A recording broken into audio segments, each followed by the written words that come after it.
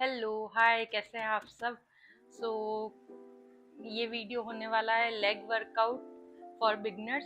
So basically इस video में glitch हो गया है। उस दिन शायद मेरा माइक वर्क नहीं कर रहा था, या मे बी शायद जो भी जिम का साउंड था और मेरी वॉइस बहुत ज़्यादा कनेक्ट हो गई है, तो वो ना तो इन्हेंस्ड हो पा रही है, ना ही कुछ समझ आ रहा उसमें। सो पूरे वीडियो में वॉइस ओवर होने वाला है, बट 110% मैं नेक्स्ट वीक में आपको बिगनर वर्कआउट के फुल बॉडी 3 या 4 वीडियो में डिवाइड करके सारा कुछ एक्सप्लेन कर दूंगी अच्छे से, कि हमें एज ए बिगनर क्या करना चाहिए, कितने सेट्स होने चाहिए, कितने रेप्स होने चाहिए, कौन सी एक्सरसाइजेज बेस्ट रहेगी एज ए बिगनर। तो वो मैं सारा कुछ उसमें एक्सप्लेन कर दूंगी। बट अभी के लिए ये लेग्स बिगनर वर्कआउट है जिसमें हैमस्ट्रिंग ऐड नहीं है, सिर्फ कॉर्ड्स और ग्लूट्स है। बट हाँ, किस किस तरीके से स्प्लिट डिवाइड करते हैं बिगनर्स और कैसी कैसी हो सकती है, आपके अकॉर्डिंग क्या टाइम सेट रहता है, जो भी है मैं इस वीडियो में वो सब चीज़ें बता दूंगी। बट हाँ, जो भी नेक्स्ट वीडियो आएगी नेक्स्ट वीक में, वो 110% में डालने वाली हूँ। बट हाँ, उसमें मैं सारा कुछ एक्सप्लेन कर दूंगी कि क्या क्या वर्कआउट हम किस किस दिन पे कर सकते हैं, या किस किस बॉडी पार्ट के लिए वो हो सकता है, तो मैं सारा कुछ बता दूंगी। तो अभी के लिए हम स्टार्ट करते हैं हमारा लेग वर्कआउट का video. So let's start. And please, कुछ भी समझ नहीं आता है इस वॉइस ओवर में, कन्फ्यूजन क्रिएट होता है, क्योंकि मुझे लगता है जिम वर्कआउट्स और ये सारी चीज़ ऐसा होता है कि ये थोड़ा कन्फ्यूजन क्रिएट कर सकती है वॉइस ओवर में, जो कि मैं शायद वहाँ बोलती उसमें ज़्यादा कनेक्ट लगता या ज़्यादा समझ आता। बट हाँ, फिर भी कोई भी कन्फ्यूजन लगता नहीं समझ आता तो आप कमेंट कर देना मुझे।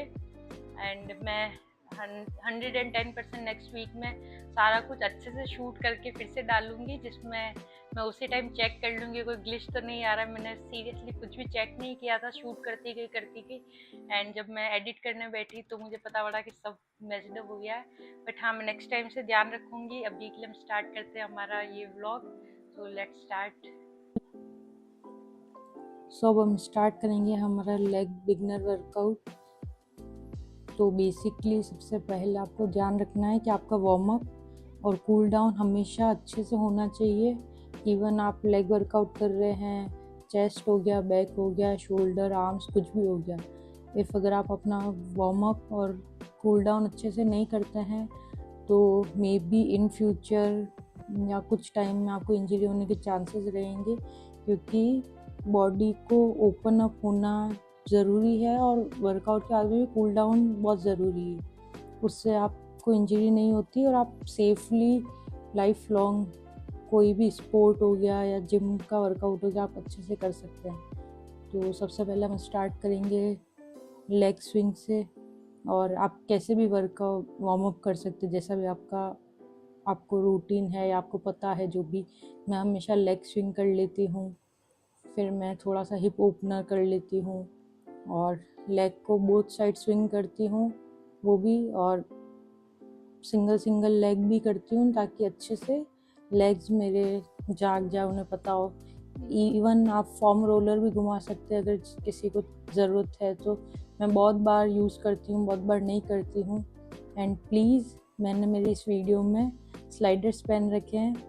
इफ़ आप कंफर्टेबल नहीं हैं तो आपको शूज़ पहनने चाहिए। मैंने स्लाइडर्स इसलिए पहन रखे हैं क्योंकि मैं मोस्टली पहले नहीं करती थी एज ए बिगनर, बट अब मैं ज़्यादा कंफर्टेबल हूँ सॉक्स में वर्कआउट करने में, लेग्स का, सिर्फ लेग्स का, क्योंकि वो कंफर्ट रहता है, एक फ्लैट मुझे स्पेस मिल जाता है। पहले मैं करती थी तब मैं स्नीकर्स पहनती थी, बट वो है नहीं मेरे पास में।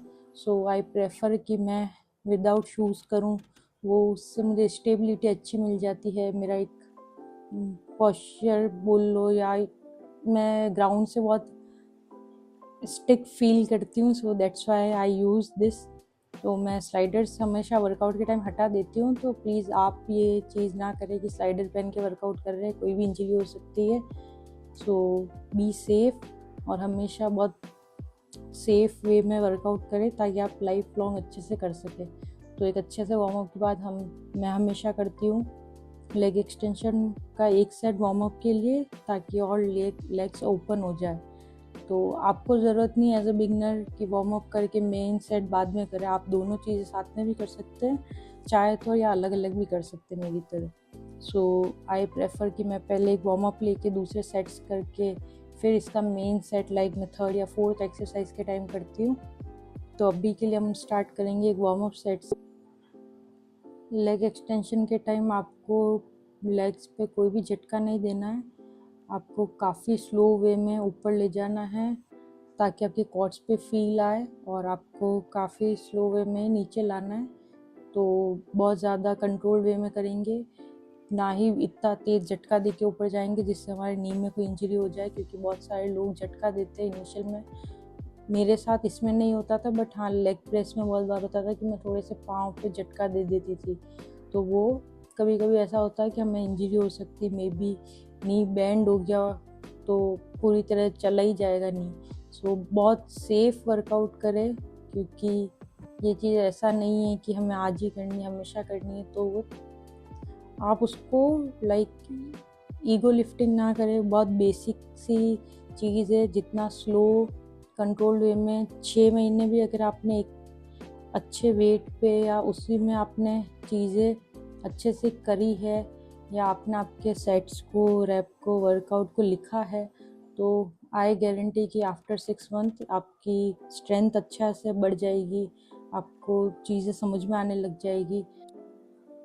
सो स्क्वाट्स का ऐसा है, आप बिगनर है, बहुत बिगनर की लाइक आपको नहीं पता बिल्कुल स्क्वाट्स कैसे करें वेटेड और ये सब, तो आप सबसे पहले बॉडी वेट स्क्वाट्स करें कुछ टाइम तक, क्योंकि उसका पोस्चर भी सही होने में टाइम लगता है बहुत बार। कुछ लोगों को लाइक मुझे लगा था मेरा पोस्चर फर्स्ट टाइम में सही नहीं था स्क्वाट्स का, तो लाइक आपको 2 स्टेप आउट करने हैं अपने पाँव को, उसके बाद में स्क्वाट करना, जितना भी अगर आप डीप जा सकते हैं अपने स्क्वाट में, क्योंकि सबकी एक रेंज होती है। बहुत सारे लोग होते हैं डीप स्क्वाट कर पाते, बहुत सारे लोग नहीं कर पाते, but the main thing is कि आपको स्क्वाट का रोल होना चाहिए कि आपका क्वाड्स ट्रेन हो, क्योंकि बहुत सारे लोग स्क्वाट से ग्लूट्स भी ट्रेन करते हैं, क्वाड्स भी ट्रेन करते हैं, तो वो डिफरेंट वे में होते हैं।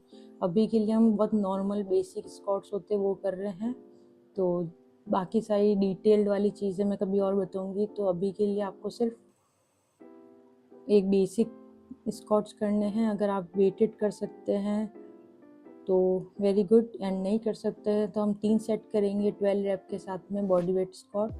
तो इस वीडियो में मैंने आपको वैसे बताया है किस पोस्चर में करना है, बट फिर भी कहीं कहीं पे मे बी शायद वो इतना क्लियर नहीं दिख रहा होगा, नहीं समझ आ रहा होगा, तो मैं वापस से उससे अच्छे से शूट करके बता दूंगी आपको। एंड अभी के लिए अगर आप वेट लिफ्ट कर सकते हैं या ब्लैंक स्मिथ मशीन पे भी करना चाहे तो आप वो भी कर सकते हैं, बट आपको ध्यान रखना है कि जो बारबल है वो आपके नेक पे ना हो, वो शोल्डर की जो लाइन होती है पीछे तो उसके ऊपर हो। बिल्कुल नेक पे रखेंगे तो वो आपके नेक पे आ सकता है, नेक मुड़ सकता है। जब भी इसको ट्रेन करना है तो स्मिथ मशीन का लॉक आपका, इसमें मैंने दोनों तरफ खड़ी हुई हूँ, बट आपको ऐसा नहीं करना है। जब मेरा फेस मिरर की तरफ है वो वाली राइट पोजीशन है, क्योंकि हमें पीछे की तरफ पुश करके लॉक करना बहुत इजी रहता है रेदर देन कि आगे की तरफ, क्योंकि आगे की तरफ में वो कितनी बार स्लिप होके पीछे जा सकता है वेट। सो हम बेटर ऑप्शन चूज करेंगे कि लॉक हम हमारी बैक की तरफ से पीछे की तरफ पुश करके लॉक कर दे, और हमेशा बारबल आपके शोल्डर के वहाँ तक रहेगी ताकि आपको बहुत ज़्यादा ऊपर नीचे ना होना पड़े। 3rd एक्सरसाइज होगी हमारी लंजेस। सो मैं मोस्टली वॉकिंग लंजेस करती हूँ, बट यस ये भी हमें कितनी बार होता है कि आप बेसिकली आप बॉडी वेट कर लेते हैं तो आप नॉर्मल वेट के साथ भी कर पाएंगे।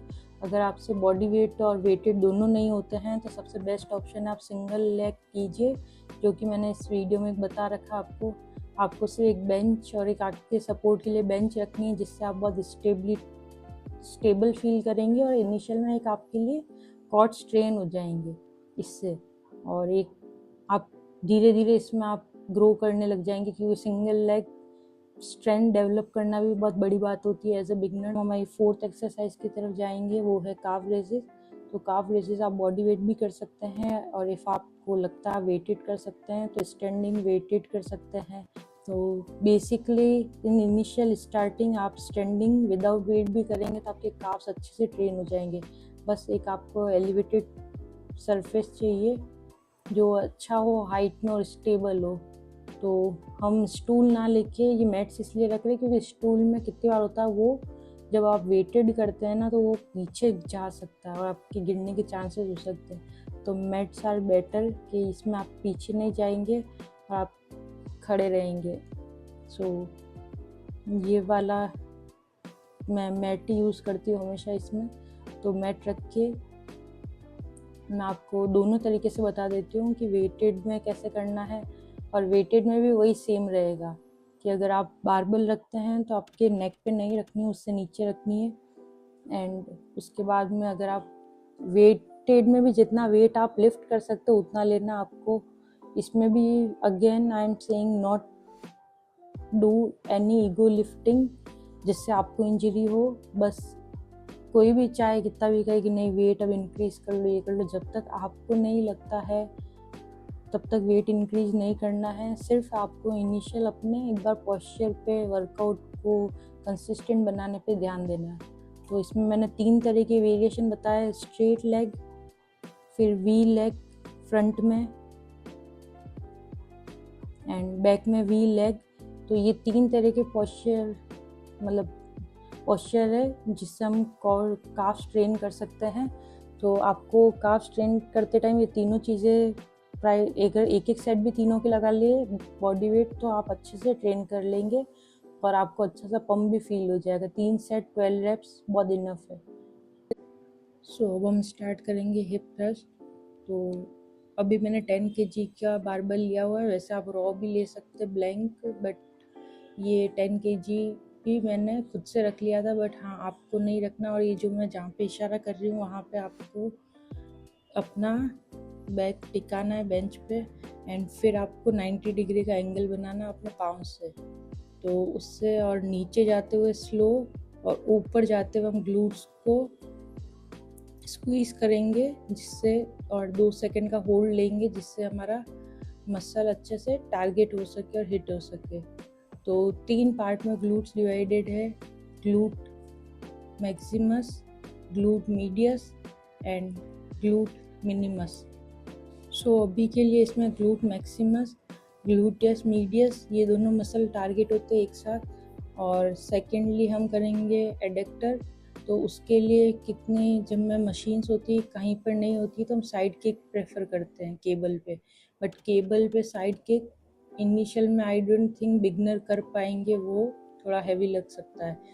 तो इसीलिए उसको आप विदाउट वेट सिर्फ आपकी कोई भी जगह को होल्ड करके आपको साइड में लेग को किक करना है। वो हमारा मीडियस एंड मिनिमस टारगेट करता है। तो बस आपको कोई भी एक जगह अच्छे से होल्ड करके स्लोली अच्छे से ऊपर ले जाना है। तो आपको साइड में ऐसे मसल फील होगा धीरे धीरे विद टाइम कि हाँ वो टारगेट हो रहा है।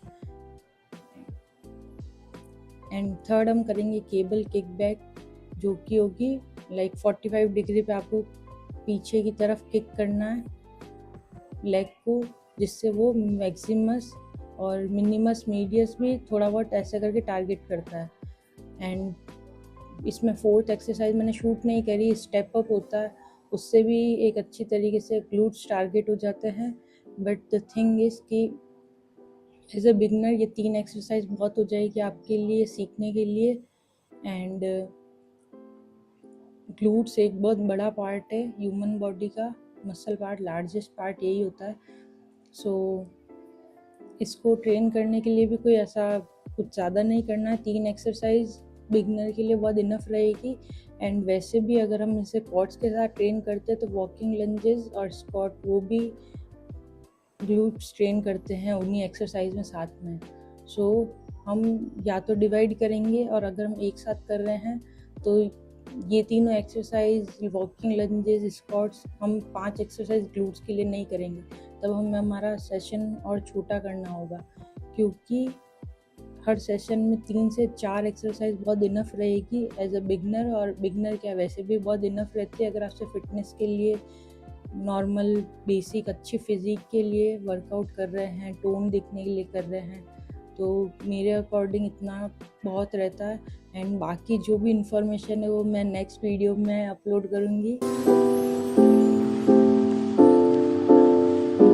आई होप ये वीडियो आपको अच्छा लगा होगा। सो मिलते हैं नेक्स्ट वीडियो के साथ जल्दी ही। इस बार मैं प्रॉपर चेक करके सब कुछ बनाऊंगी, बट हाँ फिर भी कुछ भी समझ ना आया हो तो आप कमेंट कर देना, मैं देख के रिप्लाई करूँगी सीरियसली। और कुछ भी और भी कोई क्वेरीज है, कुछ भी है तो आप मुझसे पूछ सकते हैं। अभी के लिए बस इतना ही, मिलती हूँ आपसे जल्दी। Be safe, keep grinding, bye.